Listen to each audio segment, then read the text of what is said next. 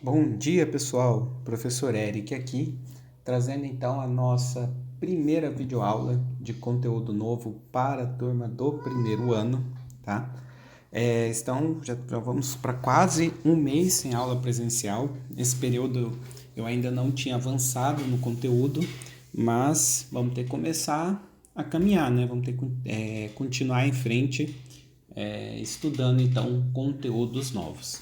E na videoaula de hoje a gente vai trabalhar então com o que são orbitais atômicos e como nós fazemos uma distribuição eletrônica. Vamos lá, pessoal. O nosso último modelo atômico que a gente estudou, o modelo de Rutherford-Bohr, né, que era o modelo do sistema solar, foi proposto por meados de 1911 e uma das experiências que os cientistas tentavam explicar nessa época é o fato de que quando você fornece energia para os átomos, esses átomos eles passam a emitir luz e átomos diferentes passam a emitir luzes de cores diferentes, que é o que está acontecendo nessa imagem, nessa foto, na qual nós temos um bico de Bunsen, que é um equipamento que vai queimar um gás para gerar uma chama, para gerar um fogo. E aí, nesse fogo, a gente coloca alguns elementos químicos diferentes para serem queimados. E quando coloca esses elementos químicos diferentes, a gente nota que passamos a ter chamas coloridas, tá? Essa experiência que a gente chama do teste de chama. Então, pessoal, no primeiro caso aqui, por exemplo, nós estamos queimando átomos de lítio e nós estamos obtendo uma chama da cor vermelha. Nós estamos queimando átomos de sódio no segundo caso e obtendo uma chama amarela. Átomos de potássio, estamos obtendo uma chama lilás. E assim por diante, conforme vocês estão vendo aí, ó. Rubídio, césio, cálcio, estrôncio, bário, cobre, tálio. Aí alguns de vocês podem se perguntar, professor, e esse Cl aqui, tá? Esse cloro. Pessoal, nessa experiência aqui, o cloro ele não vai interferir na cor, tá? Esse cloro aqui ele só está ligado ao outro elemento, mas na cor da chama ele não interfere. Então, por exemplo, quando você vê essa chama laranja aqui, o responsável pela chama laranja são os átomos de cálcio. Então, os cientistas eles tinham que explicar o porquê dessas chamas coloridas, por que os átomos, quando eles recebem energia, eles emitem luz, certo? Então, quem trouxe uma resposta, inclusive com cálculos matemáticos demonstrando isso, foi Bohr. E qual que tinha sido a principal contribuição de Bohr para o último modelo atômico que a gente estudou? O Bohr ele trouxe a ideia de que os elétrons eles possuem órbitas fixas ao redor do núcleo. Lembram disso? Tá? E aí a gente fecha o nosso modelo do sistema solar com os elétrons tendo órbitas fixas. E como que Bohr utilizou isso para explicar? Tá? Cada órbita, pessoal, corresponderia então a uma camada diferente. Quando você fornece energia para o átomo, por exemplo, no caso anterior a gente fornece energia a partir da chama, o elétron ele pode pular de uma camada mais próxima do núcleo para uma camada mais distante. Então, nessa primeira figura, nós temos um elétron pulando da primeira para a segunda camada, certo? Depois que ele pula para uma camada mais externa, chega uma hora que ele vai ter que voltar. Na volta, pessoal, ele vai ter que emitir aquela energia que ele absorveu. E ele vai emitir aquela energia na forma de luz. Então, quando você fornece energia para os átomos, eles passam a brilhar, eles passam a emitir luz exatamente quando o elétron está voltando de uma camada mais distante para uma camada mais próxima do núcleo. Bohr conseguiu demonstrar com experiências e com algumas contas isso, beleza? E isso explicava por que os átomos emitem luzes de cores diferentes, porque cada átomo vai ter camadas a distâncias diferentes, né? Ou seja, cada átomo ele vai receber uma certa quantidade de energia e depois emitir uma certa quantidade de energia na forma de luz. Como as distâncias são diferentes, né, as camadas são diferentes, cada átomo vai emitir luz de cores diferentes. Tá? Então, se você altera a camada ou a distância da camada, você passa a emitir uma luz de cor diferente. Então, foi isso que Bohr usou para explicar aquela experiência que nós vimos anteriormente. E aqui, turma, nós temos algumas aplicações desse conceito. Tá? Uma das aplicações desse conceito são os fogos de artifícios, né? Que é aquele show que você usa explosivos para gerar luz, para gerar brilho, e hoje a gente consegue também fazer fogos de artifícios de cores diferentes, fogos coloridos. Como que funciona, pessoal? Se eu quero, por exemplo, fazer um fogo de artifício na cor vermelha, eu vou misturar junto com a pólvora, junto com os materiais explosivos, um pouco de átomo de estrôncio. Por quê?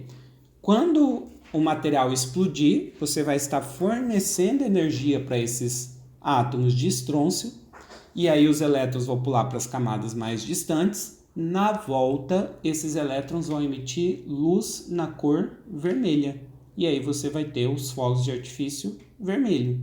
Mas se ao invés de vermelho você quiser verde, ao invés de colocar átomos de estrôncio, você vai colocar átomos de bário, porque o bário emite luz de cor diferente. Se ao invés de verde você quiser rosa, você vai colocar átomos de lítio. Tá? Então nós temos nessa imagem alguns exemplos de fogos de artifícios coloridos aí, que é um exemplo da aplicação desse conceito aí dos átomos emitirem cores, certo? Outro exemplo disso são lâmpadas. Lâmpadas coloridas possuem gases diferentes. Cada gás ele vai emitir uma luz na cor diferente. Antigamente, pessoal, era mais comum, mas ainda hoje talvez vocês já tenham visto letreiros coloridos. Tá caindo um pouco em desuso, mas antigamente usava bastante letreiros coloridos em lojas, certo? Esses letreiros coloridos eles são obtidos utilizando gases diferentes. Então, nessa primeira imagem aqui, ó, nós temos as cores emitidas, por exemplo, quando se utiliza hélio, depois quando se utiliza neônio, argônio, criptônio, xenônio, certo? Então, gases diferentes, átomos diferentes vão emitir cores diferentes. A lâmpada fluorescente, que provavelmente vocês devem ter na casa de vocês, que emite uma luz branca, dentro dela você tem diferentes átomos de vários elementos químicos, cada um emitindo luz de uma cor, e a gente sabe da física que a junção de todas as cores, no caso de luz, né, de onda eletromagnética, gera a luz branca. Então, a lâmpada da casa de vocês que emite uma luz branca, nada mais é do que a mistura de elementos químicos diferentes que vão emitir cores diferentes. Todas essas cores juntas formam, então, a luz branca. Beleza? Outro exemplo bem corriqueiro disso, pessoal, são os postes de iluminação pública que utiliza lâmpadas à base de gás sódio, certo?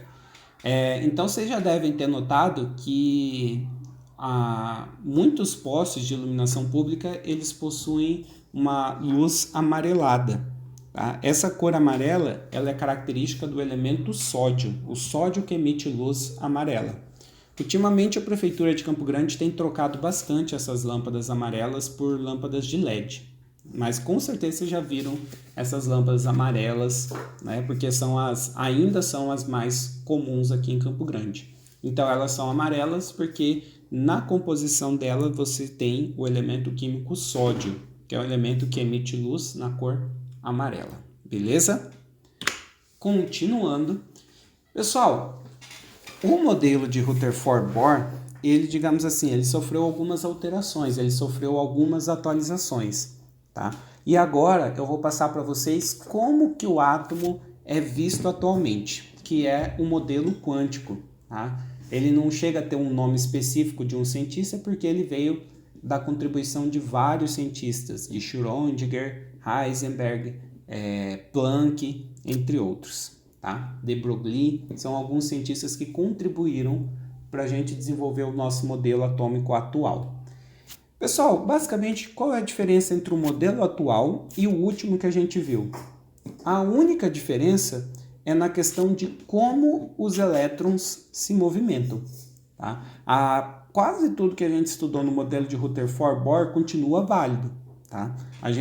No átomo atual, no átomo que a gente conhece hoje, você continua tendo prótons e nêutrons no núcleo, você continua tendo elétrons circulando no espaço vazio, chamado de eletrosfera. Tudo isso é válido, tá? Tudo isso está correto. Então, tudo que a gente estudou até agora está certo. O único problema, pessoal, a única diferença é que Bohr falou que os elétrons possuíam órbitas fixas. E hoje a gente sabe que não é bem assim, tá? Que os elétrons, digamos assim, eles podem circular livremente. Eles não têm um caminho fixo para circular, tá? E aí, como os elétrons podem circular livremente, a gente vai trazer o conceito de um orbital atômico atual. Tá? O que seria um conceito de um orbital atômico? Seria a região na qual você tem maior chance de encontrar um elétron.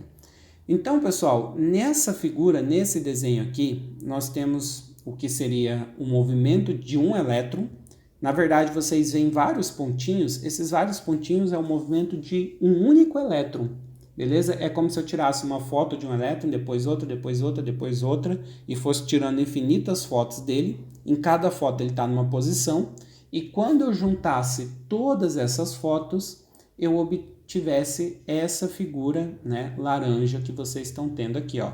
Então notem que o elétron ele não tem um caminho fixo, ele circula à vontade. O orbital atômico, pessoal, seria a região onde eu tenho maior chance de encontrar esse elétron. Então, basicamente, ó, o orbital atômico seria a região dentro dessa bolinha preta que eu desenhei aqui, tá? Então, ó, na maior parte do tempo, o elétron ele vai estar dentro dessa bolinha preta. E, eventualmente, você pode encontrar o elétron fora dessa região, desse orbital, tá? Mas na maior parte do tempo, ele vai estar dentro desse orbital. Eu costumo fazer a comparação, pessoal, com a sua cidade. Então, imagine o seguinte, eu vou tirar uma foto sua a cada dia desse ano. Na maioria das vezes que eu for tirar uma foto sua, você vai estar em Campo Grande. Significa que todas as fotos que eu tirar de você no decorrer desse ano, você vai estar em Campo Grande? Né? Eventualmente vai ter algumas fotos que você vai estar viajando, você vai estar em outra cidade. Mas na maioria das vezes você estará em Campo Grande. Ou seja, Campo Grande é como se fosse o seu orbital atômico. Tá? Campo Grande é a região na qual eu tenho maior chance de te encontrar. Beleza? Então, no caso do átomo, um orbital atômico é a região onde eu tenho maior chance de encontrar um elétron. Beleza? Aí você fala, mas professor, e aquela questão de um elétron pular de uma camada para outra e depois voltar, que tinha sido proposto por Bohr? Pessoal, aquilo está certíssimo, tá? Aquilo que eu falei de um elétron pular de uma camada mais perto do núcleo para uma mais longe e depois voltar emitindo luz, está totalmente válida, está totalmente correta. Tá? E aqui ó, nós temos alguns exemplos de camadas. Por exemplo, o orbital 1s, que é esses pontos laranjas. Depois nós temos o orbital 2s, que seria um orbital que estaria na segunda camada, numa região mais distante do núcleo. Tá? Então, o que acontece? Se eu tenho um elétron no orbital 1s, que seria essa região laranja aqui, se eu fornecer energia para ele, ele pode pular para o orbital 2s, que seria então essa região azul. Na volta, né, quando o elétron sair dessa região azul e voltar para a região laranja, ele vai emitir energia na forma de luz. Tá? Então, aquilo que a gente acabou de ver sobre o elétron pular de uma camada para outra e depois voltar, continua valendo. A diferença é que as camadas agora não são uma órbita fixa, é uma região na qual eu tenho maior chance de encontrar o elétron. E aqui ó, do lado nós temos um orbital 3s, que seria um orbital na terceira camada, ainda mais distante do núcleo. Tá? Então, nesse conceito de orbital atômico, continua existindo as camadas. Beleza? Vamos começar então a distribuição eletrônica, pessoal. A distribuição eletrônica é uma técnica na qual você vai distribuir os elétrons pelo átomo.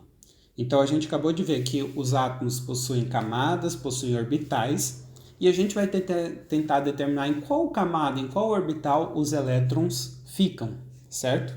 Então, pessoal, fazendo uma analogia com um conceito um pouquinho mais claro, a distribuição eletrônica ela é como se ela estivesse me dando o endereço do elétron, onde que eu vou encontrar esse elétron.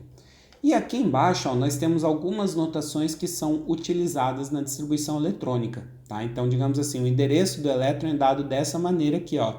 Por exemplo, um número grande, uma letra e um número pequenininho em cima. Tá? Aqui nós temos um outro exemplo seguindo o mesmo formato. Um número grande, uma letra e um número pequenininho em cima. Tá? Isso aqui que a gente vai utilizar para determinar, digamos assim, a localização do elétron. A gente precisa entender, pessoal, o significado de cada coisinha aí. Então vamos lá. O número grande que aparece na frente, que eu circulei de vermelho. Tá? Esse número grande ele vai indicar a camada. Então quando eu falo 2p4, nós estamos falando de um elétron que está na segunda camada. Quando a gente fala 3s1, nós estamos falando de um elétron que está na terceira camada. Lembre-se, quanto maior esse número, maior a camada, mais distante essa camada está do núcleo. Tá? Então, por exemplo, o 3s1 está mais distante do núcleo que o 2p4, porque ele está na terceira camada. O 2p4 está na segunda camada. E aí nós temos camada 1, camada 2, camada 3, 4 e assim por diante. Beleza? A letra, pessoal. A letra que eu coloquei de azul, ela vai me indicar o formato do orbital. Então, a gente acabou de ver, agorinha há pouco, o orbital S, que ele tem um formato meio redondo, um formato esférico. Tá? Mas a gente possui outros formatos, que não vêm ao caso agora, mas que a gente vai representar por letras diferentes. P, D e F. Tá? São as 4 letras que a gente vai usar aqui no nosso ensino médio. Tá? Os orbitais S, P, D e F. Beleza? E por fim, de verde, pessoal, tá? Esse númerozinho pequenininho que fica em cima, que eu coloquei agora de verde, representa a quantidade de elétrons, o número de elétrons, certo? Então, por exemplo, na segunda camada, no orbital P, nós possuímos 4 elétrons. É isso que significa 2p4. Quando eu escrevo 3s1, significa que na camada 3, no orbital S, nós possuímos 1 elétron. Então, são quantos elétrons estão localizados, digamos assim, naquele endereço, certo? Então, vamos começar a fazer distribuição eletrônica. Galera, para fazer distribuição eletrônica, a gente utiliza o chamado diagrama de Pauling, certo? Esse diagrama que vocês estão vendo, eu peguei ele na internet, eu peguei uma imagem na internet. Mais para frente eu pretendo ensiná-los a fazer esse diagrama. Por slide é um pouco mais difícil do que no quadro, né? Então, mas mais para frente eu vou ver se eu providencio um jeito de ensinar vocês a construir esse diagrama, não precisar pegar ele da internet. Mas por enquanto, pessoal, eu quero que vocês se preocupem em saber usar esse diagrama. Então, o nosso foco agora é saber como utilizar esse diagrama de Pauling. Tá? Esse diagrama, ele mostra as camadas e os orbitais. Então, por exemplo, na primeira camada, nós temos o orbital S, que cabem 2 elétrons. Na segunda camada, nós temos o orbital S, que cabe 2, e o orbital P, que cabe 6. Na terceira camada, o orbital S que cabe 2, o orbital P que cabe 6 e o orbital D que cabe 10. E assim por diante, beleza? Então, nós temos aí o nosso diagrama de Pauling. Como que a gente vai utilizar, pessoal? Eu coloquei aqui alguns elementos químicos e a gente vai fazer a distribuição eletrônica deles agora. Começando pelo mais simples de todos os elementos, que é o hidrogênio. Um elemento de número atômico 1. Significa que ele possui um próton E notem, ele não tem carga, nem positiva, nem negativa. Ou seja, esse átomo de hidrogênio possui também um elétron, um próton e um elétron. Beleza? Se ele possui um elétron, onde esse elétron vai ficar? Pessoal, o elétron ele quer sempre ficar perto do núcleo. Então, o orbital, a região mais próxima do núcleo que ele tem para ficar, é justamente um s. Então, esse elétron vai entrar na camada 1, no orbital s, e como é um elétron só, a distribuição eletrônica dele fica 1s1. Essa é a distribuição eletrônica do hidrogênio. Como ficaria, turma, a distribuição eletrônica do hélio, que possui 2 elétrons? Bem, os dois elétrons do hélio vão querer entrar no orbital 1s, que está mais perto do núcleo. Então, a distribuição eletrônica dele vai ficar 1s2. O lítio, pessoal, ele já possui 3 elétrons. E aqui surge um problema, tá? Os elétrons, eles querem ocupar o orbital 1s, mas no orbital 1s cabem no máximo 2 elétrons. E o lítio possui 3. O que vai acontecer? Dos 3 elétrons do lítio, 2 vão ocupar o orbital 1s. Entretanto, um vai ter que ir para um outro orbital. Quem que é o orbital seguinte a 1s?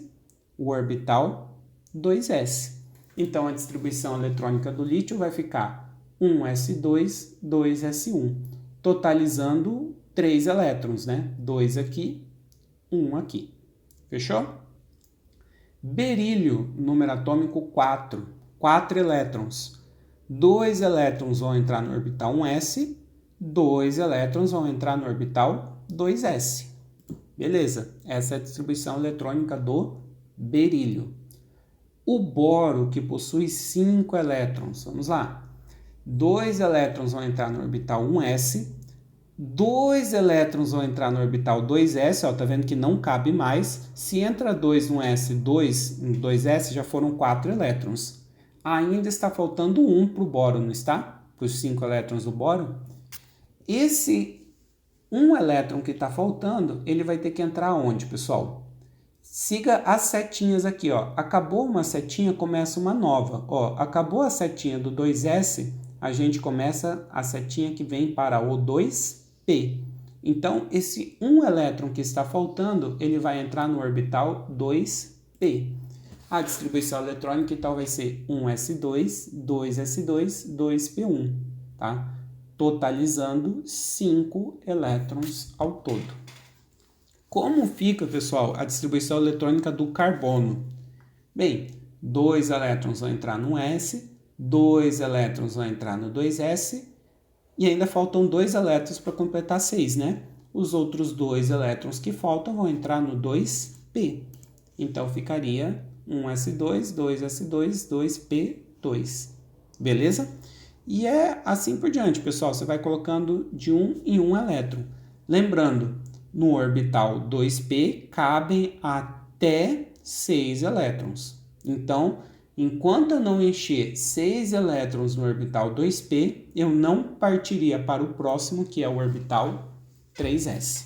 Certo? Então, fizemos aqui algumas distribuições eletrônicas, vamos fazer mais. Só que dessa vez eu não vou ficar mais fazendo de 1 em 1, tá? Eu vou começar a partir para alguns elementos maiores, alguns elementos com mais elétrons. Começando aqui, pessoal, pelo neônio, que é um elemento com 10 elétrons. Como que fica? Eu já vou mostrar a distribuição eletrônica aqui para vocês e vou explicando. Ó, os primeiros 2 elétrons entram no s, os elétrons seguintes entram no 2s e os outros 6 elétrons vão entrar no 2p. Tá? Totalizando um total de 4 elétrons. Ó. 2 mais 2, 4. Opa, eu falei errado. Totalizando 10 elétrons, né? 2 mais 2, 4. Mais 6, 10. Então, nós temos 10 elétrons no átomo de neônio. Como ficaria, pessoal, a distribuição do sódio, que possui 11 elétrons, ou seja, um a mais que o neônio? Bem, no caso do sódio, os 10 primeiros elétrons eles vão ficar igualzinho ao neônio, não vão? Tá? Então, vão entrar 1s2, 2s2, 2p6, mas falta um elétron. Tá? Esse 1 elétron a mais vai ter que ir aonde? O 2p6 não cabe mais, já está cheio. Então, se eu enchi o 2p6, eu tenho que partir para o 3s. Então, esse último elétron vai entrar no 3s. Então, o 3s vai ficar com um elétron e nós totalizaremos 11 elétrons no caso do sódio. Próximo elemento químico, ferro. Agora a gente vai dar um salto bem grande aqui, pessoal. A gente vai para o número atômico 26, certo? Vou mostrar a distribuição eletrônica para vocês e a gente comenta. Essa aqui é a distribuição eletrônica do ferro. Olha só, os dois primeiros entraram no S, depois 2S, depois 6 elétrons no 2P, depois dos 6 elétrons no 2P, 2 elétrons no 3S.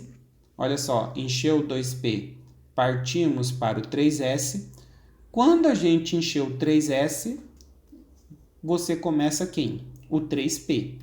Então, vamos colocar 6 elétrons no 3P. Lembrando, eu vou ter que fazer isso, pessoal, vou colocando elétrons até alcançar o número 26. Então, olha só, até o 3P6, quantos elétrons foram? 2 mais 2, 4, mais 6, 10, mais 2, 12, mais 6, 18. Então, até o 3P6 foram 18 elétrons. Ainda falta um bocado aqui para a gente chegar no 26. Pessoal, agora tem um ponto interessante, tá? Depois do 3P, lembra que a gente tem que seguir a seta. Então, muita gente que esquece das setinhas acaba partindo para o 3D. E tá errado, tá? Depois do 3P, pessoal, seguindo a setinha, vem quem? O 4S. Tá? Então, a gente vai colocar 2 elétrons no 4s, vai ficar 4s2. Então, até aqui nós tínhamos 18 mais 2 elétrons, vamos para 20. Faltam só 6 para a gente chegar no 26. Encheu 4s, aí sim nós começamos o 3D. No 3D cabem 10 elétrons, mas para acabar a distribuição do ferro, faltava somente 6. Então, a distribuição eletrônica vai ficar 3D6. Pessoal, o bromo 35, como fica a distribuição eletrônica dele? Tá aí na tela, tá? Olha só, para não perder muito tempo, eu meio que copio a distribuição eletrônica do ferro, pelo menos até onde estava completa, até o 4s2, né? Depois do 4s2, até aqui, ó, o 4s2, nós temos 20 elétrons. Depois do 4s2 vem o 3d10, certo? Se eu tenho 20, eu posso colocar 10 elétrons, eu vou para 30. Então, beleza. Depois que nós enchemos o 3d10, o orbital seguinte é o 4p. No 4p cabem 6 elétrons. Mas lembre-se, até o 3d10 deu 30. Falta somente 5 elétrons para a gente fechar. Então, a gente não precisa encher o 4p. Basta para nós colocarmos 5 elétrons. Fechou. Essa é a distribuição eletrônica do bromo. E para encerrar aqui, como ficaria a distribuição eletrônica do sério? Tá? Se eu não me engano é sério. Esqueci o nome desse elemento. Que tem número atômico 58. Distribuição eletrônica na tela. Galera, ó, quanto maior o número atômico, maior vai ficando a distribuição eletrônica. Então, veja só, a gente pode copiar o bromo até o 3d10, que dá 30. Depois do 3d10, podemos colocar 6 elétrons no 4p6. Então, nós vamos ter 36. Depois do 4p6, podemos colocar 2 elétrons no 5s2. Não vamos perder a conta. 36 mais 2, 38. Encheu o 5s2, partimos para o 4d10. Colocamos os 10 elétrons, 48. Depois do 4d10, 5p6, podemos colocar 6 elétrons, vai dar 54. Depois do 5p6, 6s2, né? Podemos colocar os 2 elétrons, 56. Olha só, até o 6s2 é 56. Faltam só 2 para a gente fechar. Depois do 6s2 vem o 4f14. Como só faltam 2 elétrons, a distribuição eletrônica vai ficar 4f 2. Fechou aqui, tá? Se vocês quiserem conferir, vai somando os numerozinhos pequenos de cima e confira se deu 58, beleza? Isso é distribuição eletrônica. Galera, vou deixar para vocês fazerem a distribuição eletrônica do urânio, que tem um número atômico 92, tá? O urânio, ele é o maior elemento químico natural que existe, que a gente encontra na natureza, tá? Na natureza a gente não encontra nenhum átomo com número atômico maior do que 92. Existem átomos com número atômico maior que 92, só que são átomos artificiais, produzidos em laboratório, beleza? Então façam aí a distribuição eletrônica do urânio, dê pausa aí, e eu já mostro a resposta para vocês conferirem se vocês fizeram certo. Então pausa o vídeo, faça. Voltando aqui, a distribuição eletrônica do urânio é essa aqui que está apresentada então no slide, certo? Confira se vocês fizeram certinho, tá? E por curiosidade, pessoal, se você quiser fazer a distribuição eletrônica do último elemento da tabela, esse diagrama ficou faltando o 7p6 aqui, ó. Se eu colocar um 7p6 aqui, eu consigo chegar ao último elemento da tabela periódica. Mais do que isso, tá? Pelo menos não existe no planeta Terra e também nenhum cientista conseguiu fazer um átomo maior do que os que vocês estão vendo na tabela periódica, certo? Um conceito muito importante quando a gente fala de distribuição eletrônica, galera. Talvez a informação mais importante que a gente tira da distribuição eletrônica é a questão de quantos elétrons o átomo possui na última camada. É um negócio que a gente vai usar muito. A última camada também é chamada de camada de valência, tá? Então, quando eu falar para vocês camada de valência, vocês entendem que é a última camada do átomo, a camada que está mais longe do núcleo. Como que eu vou saber isso, pessoal? Eu vou fazer a distribuição eletrônica dos elementos, tá? E eu vou ver qual é o maior número grande. Lembrando que o número grande é que representa a camada, tá? Sabendo quem é a última camada, eu vou determinar quantos elétrons eu tenho nela. Então, para fazer isso, eu trouxe aqui algumas distribuições eletrônicas que nós fizemos e vamos determinar quantos elétrons nós temos em cada caso. Começando pelo hidrogênio. Pessoal, o hidrogênio ele só tem uma camada, né? Então, a última camada dele é a camada 1. Quantos elétrons ele possui na última camada?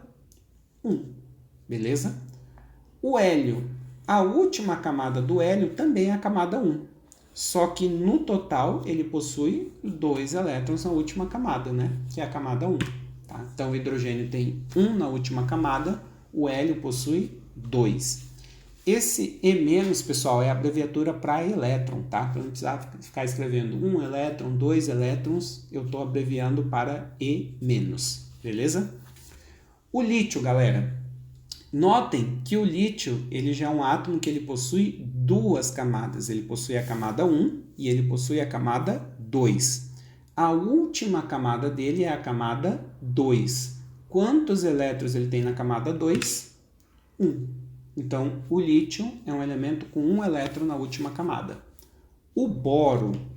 Pessoal, o boro ele também possui 2 camadas. Tá? Você não vai contar as letras, você vai contar os números. A última camada do boro é a camada 2, que inclui o orbital S e inclui o orbital P. Quantos elétrons, então, ele tem na última camada? 2 mais 1, 3. Então, o boro é um elemento com 3 elétrons na última camada. O neônio. A última camada do neônio é a camada 2. Então, você vai somar os 2 elétrons no S, os 6 elétrons no P, e nós chegamos a um total de 8 elétrons na última camada. O sódio, a última camada do sódio, ó, já é a camada 3. Quantos elétrons na última camada? 1. Beleza? O ferro, pessoal, olha que interessante o caso do ferro, tá? Muita gente, quando vai olhar a última camada, olha onde termina. Entretanto, a última camada é aquela que tem o maior número grande, tá? No caso do ferro, pessoal, a última camada é a camada 4, tá? A camada 4 ela é mais distante que a camada 3. Se eu olhar somente a camada 4, quantos elétrons eu tenho? 2, tá? Então, no caso do ferro, a última camada dele possui 2 elétrons. O bromo, pessoal, a última camada do bromo, de fato, é a camada 4. Só que eu tenho que tomar bastante cuidado, porque quando eu falo da camada 4, vocês têm que prestar atenção que eu tenho elétrons no 4s e eu tenho elétrons no 4p. Então, eu tenho que somar tudo, tá? Os 2 do 4s e os 5 do 4p, o que vai me dar um total de 7 elétrons na última camada.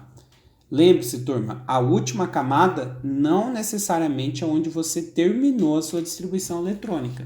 A última camada é aquela que possui o maior número grande, beleza? Preste atenção que eventualmente você vai ter que somar com alguns elétrons que aparecem nessa mesma camada antes, como aconteceu no caso do bromo.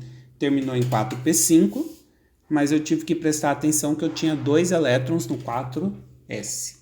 Ficou claro isso para vocês? Lembre-se, a maioria das perguntas na lista de exercício de vocês vai ser nesse sentido, de elétrons na última camada. Para a gente finalizar, pessoal, o subnível mais energético, esse é muito simples, tá? O subnível mais energético é onde a distribuição eletrônica termina. É só isso, tá? Então, eu pintei de verde os subníveis mais energéticos de cada um desses átomos, tá? Então, se eu perguntar para vocês qual é o subnível mais energético do sódio, do Na?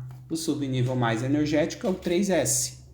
Qual é o subnível mais energético do lítio? 2s. E do bromo? 4p. Então, a pergunta, qual é o subnível mais energético?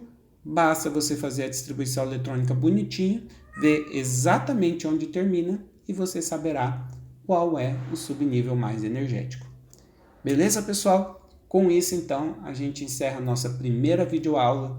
Em breve eu devo trazer para vocês uma continuação desse conteúdo. Falou, turma!